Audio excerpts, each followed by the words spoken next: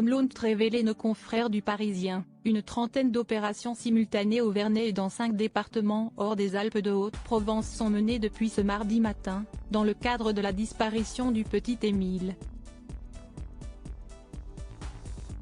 Parmi les perquisitions, celle de la maison de ses grands-parents maternels. Il y a quelques heures, on apprenait par l'intermédiaire du Parisien qu'une dizaine de perquisitions ont débuté ce mardi matin au Vernet et dans 5 départements hors des Alpes de Haute-Provence, dans le cadre de la disparition du petit Émile. Parmi les maisons perquisitionnées au Vernet, figure, selon les informations du quotidien, la maison des grands-parents maternels du petit garçon.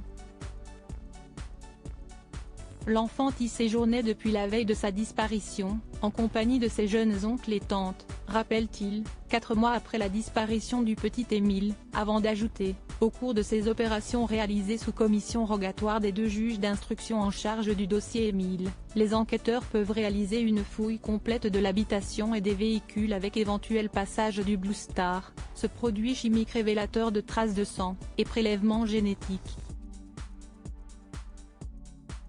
Le mystère enfin percé?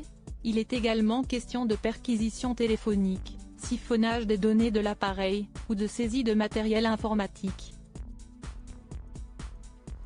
L'objectif étant avec toutes ces nouvelles perquisitions de vérifier précisément les emplois du temps des personnes concernées ou détecter d'éventuelles relations ou messages suspects. Une source proche des investigations a expliqué aux Parisiens qu'il s'agit de vérifications chez des individus ciblés par l'enquête. Rien ne permet d'affirmer à ce stade que l'auteur des faits se trouve parmi eux, mais les perquisitions pourront peut-être permettre d'identifier un suspect.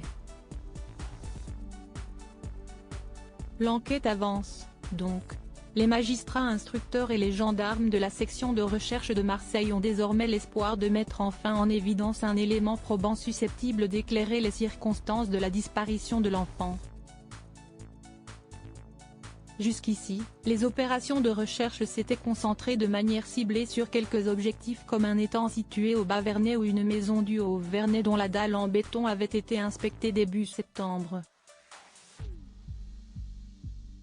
Les recherches se sont donc intensifiées depuis, ce qui laisse à penser que le dénouement de cette triste affaire pourrait enfin avoir lieu, ce qui soulagerait la famille d'Émile ainsi que les habitants du Haut-Vernet.